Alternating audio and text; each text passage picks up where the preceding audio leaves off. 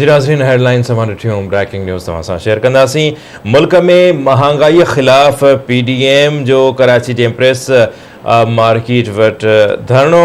एहतजाजी धरणे में राशिद महमूद सूमरो, मौलाना अब्दुल गफूर हैदरी, शाह मोहम्मद शाह, निहाल हाशमी समेत ॿियनि अॻवाननि शिरकत कई। चिनासी नवां खे अहम ख़बर ॾियूं पिया। धरणे में नून लीग JUI समेत मुख़्तलिफ़ जमायतुनि जा कारकुन वॾे अंग में शरीक आहिनि। गो नियाज़ी गो जा नारा हया पिया वञनि। इमरान ख़ान पाण इस्तीफ़ा ॾे न त दमादम मस्त कलंदर थींदो। मौलाना राशिद महमूद सूमरे जो इहो चवणु आहे। इन हवाले सां तफ़सील मालूम कंदासीं। कराची मां आवाज़ न्यूज़ रिपोर्टर नजीब नाइच असां सां लाइन ते मौजूद आहे।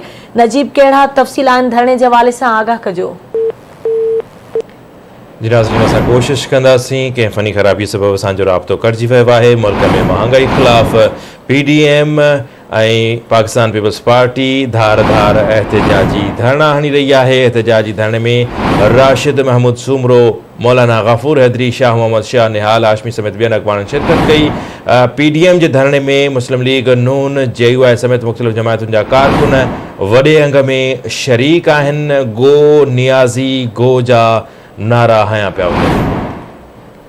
असांजो राब्तो बहाल थी वियो आहे। कराची मां नजीब नाइच असां लाइन ते मौजूद आहे। नजीब, छा चवणु आहे अॻवाननि जो, छा सूरत हाल आहे हिन वक़्तु? जी बिल्कुलु अलीज़ा, PDM पारां कराची जे सदर वारे इलाइक़े में वफ़ाक़ी सरकार ख़िलाफ़ जेको भरपूर जेको आहे एहतजाजी मुज़ाहिरो मुनक़िद कयो वियो आहे, जंहिंमें वॾी तादाद में JUI, उन खां अलावा मुस्लिम लीग नून समेत ॿियनि पार्टियुनि जा कारकुन ऐं अॻवान शामिल आहिनि। अॼोको जलसो वफ़ाक़ी सरकार पारां जेको पेट्रोल में वाध कई वई आहे, उन खां अलावा आम YP जी शयुनि में जेको मौजूदा इज़ाफ़ो थियो आहे, उन ख़िलाफ़ भरपूर एहतियात कयो वियो आहे, जंहिंमें अवाम जी बि भरपूर शिरकत आहे। इन मौक़े ते राशिद महमूद सूमरो, उन खां अलावा ॿिया जेके अॻवान आहिनि JUI जा, उन्हनि चयो आहे त वफ़ाक़ी सरकार महांगाई जो हिकिड़ो तूफ़ान पैदा करे छॾियो आहे, जंहिंमें आम माण्हू तमामु घणो मुतासिर थी वियो आहे ऐं दिहाड़ी जेको कमाईंदड़ माण्हू आहे, उनजो गुज़र सफ़र जेको आहे तमामु मुश्किल थी वियो आहे। वफ़ाक़ी सरकार जा फ़ैसिला हाणे अवाम दुश्मन बणी चुका आहिनि।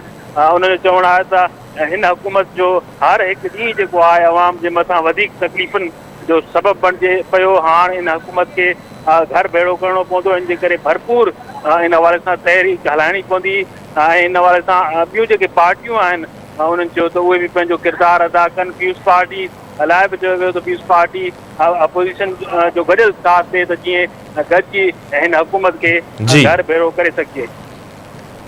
ठीकु आहे, वञ महिरबानी नजीब तफ़सील खां आगाह करण जे लाइ।